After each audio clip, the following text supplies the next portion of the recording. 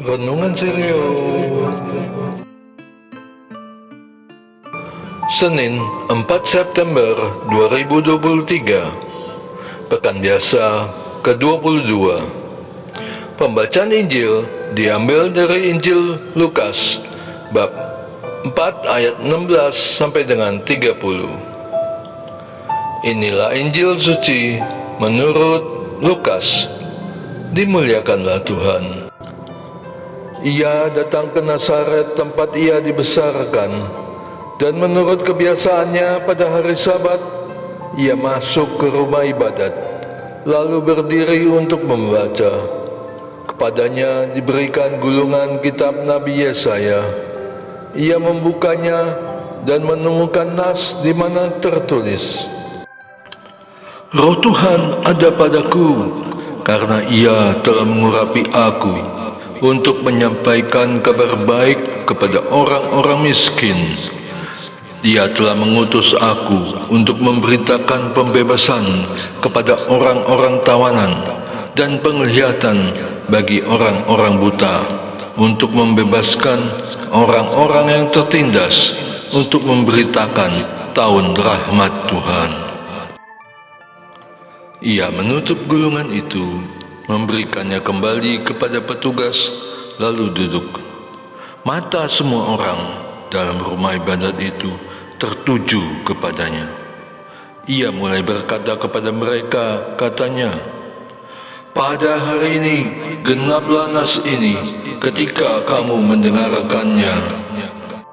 Semua orang itu membenarkan dia, dan mereka heran akan perkataan penuh rahmat yang diucapkannya.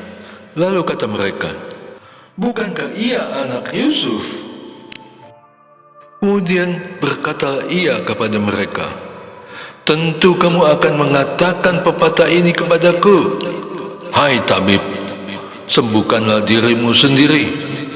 Perbuatlah di sini juga, di kampung halamanmu ini, segala yang kami dengar yang telah terjadi di Kapernaum.'"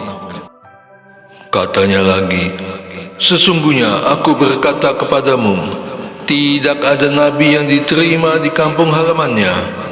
Aku berkata kepadamu, dan kataku ini benar. Pada zaman Elia, terdapat banyak janda di Israel, ketika langit tertutup selama 3 tahun dan 6 bulan, dan ketika kelaparan yang dahsyat menimpa seluruh negeri.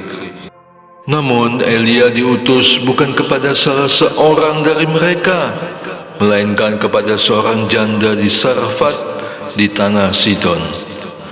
Pada zaman Nabi Elisa, banyak penderita sakit kulit menular di Israel, dan tidak seorang pun dari mereka yang ditahirkan, selain Naaman orang Syria itu." Mendengar hal itu, semua orang di rumah ibadat itu sangat marah. Mereka bangkit, lalu menghalau Yesus keluar kota dan membawa dia ke tebing gunung, tempat kota itu terletak, untuk melemparkan dia dari tebing itu. Tetapi ia lewat di tengah-tengah mereka, lalu pergi. Demikianlah sabda Tuhan. Terpujilah Kristus.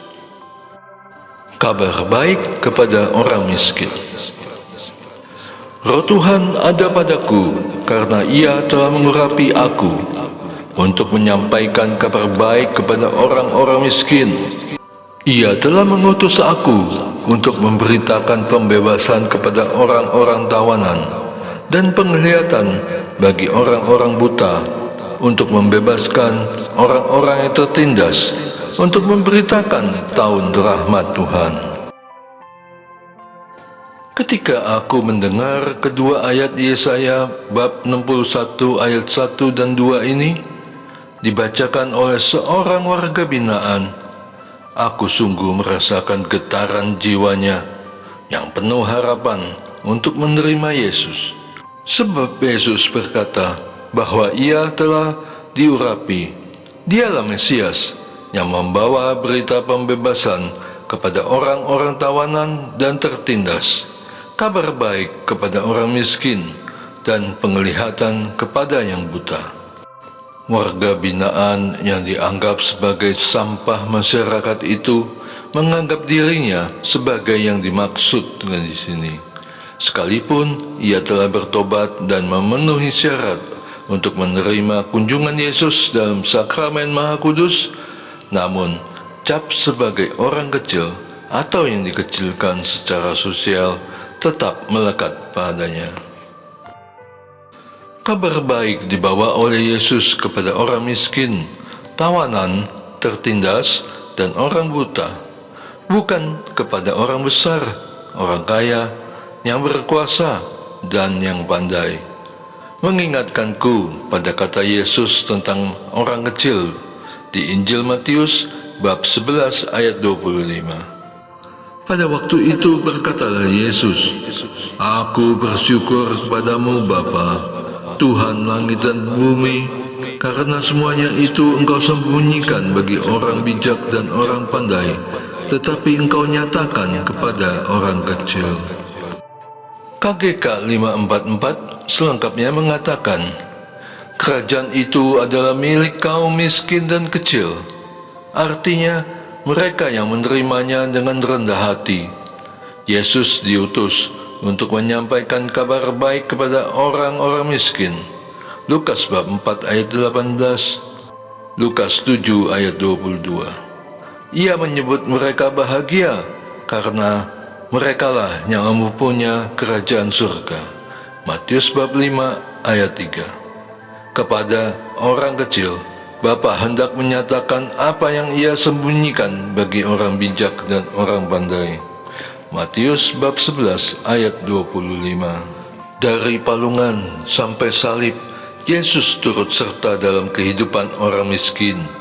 Ia menderita lapar. Markus bab 2 ayat 23 sampai dengan 28. Matius bab 21 ayat 18.